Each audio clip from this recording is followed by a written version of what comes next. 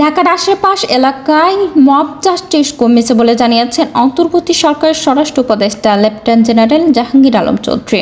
তবে দেশের বিভিন্ন এলাকায় এখনও মব জাস্টিস চলছে, তবে সরকার তা কমাতে চেষ্টা করছে বলেও জানিয়েছেন তিনি।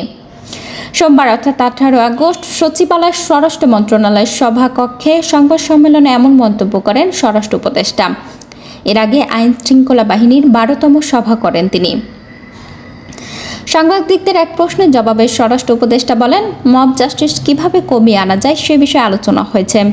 আমি বলবো না যে মব জাস্টিস এলিমিনেট হয়ে গেছে, এখনও মব জাস্টিস হচ্ছে, এখনও মব হচ্ছে। যেমন কিছুদিন আগে রংপুরে একটা মব জাস্টিস হয়েছে, ঢাকাতেও মব জাস্টিস কমেছে, কিন্তু আশপাশ এলাকায় মব জাস্টিস হয়েই যাচ্ছে। আমরা চেষ্টা করছি যতটা কমিয়ে আনা যায়। ধানমন্ডি 32 নম্বরে আলোচিত রিকশা চালক প্রসঙ্গে জানতে চাইলে উপদেষ্টা বলেন, এ বিষয়ে প্রধান উপদেষ্টা দপ্তর থেকে একটি বক্তব্য দেওয়া হয়েছে, এরপর তো আমাদের আর কোনো কথাই নেই। ত্রয়োদশ জাতীয় নির্বাচন সামনে রেখে আইন শৃঙ্খলা বাহিনীতে 25,871 জনকে নিয়োগ দেওয়া হয়েছে বলে জানিয়েছেন উপদেষ্টা। তিনি জানান, পুলিশ বাহিনীতে 15,851 জন, বর্ডার গার্ড বাংলাদেশে 4,469 জন এবং আনসার 5,551 জন নিয়োগ দেওয়া হয়েছে। এছাড়া ফায়ার সার্ভিসে 204 জনকে নিয়োগ দেওয়া হয়েছে।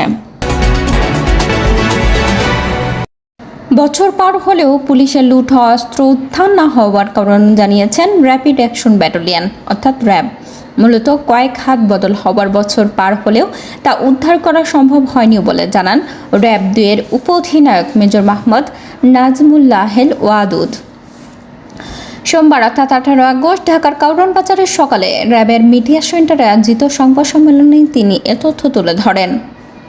মোহাম্মদ নাজমুল্লাহেল ওয়াদুদ বলেন, রাজধানী মাহমুদপুর থেকে প্রায় প্রতিদিনই গ্রেপ্তার করা হয় হত্যা মামলা সহ মাদক মামলার বিভিন্ন আসামিকে।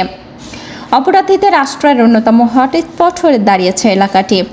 যেমন জেনেভা ক্যাম্পের চিহ্নিত মাদক ব্যবসায়ী বুনিয়া সোহেল আর সুয়া সেলিমকে একাধিকবার গ্রেপ্তার করা হলেও তারা জামিনে বেরিয়ে আবারও অপরাধ করছেন। তিনি আরও বলেন, নির্বাচন ঘিরে অনেকেই পরিস্থিতি খারাপের চেষ্টা করছে, সেটিও নিয়ন্ত্রণের চেষ্টা চলছে।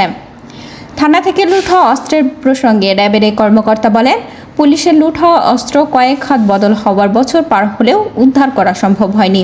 অপরাধীরা এসব অস্ত্র দিয়ে অপরাধ করলেও নিয়ন্ত্রণের চেষ্টা করছে র্যাব।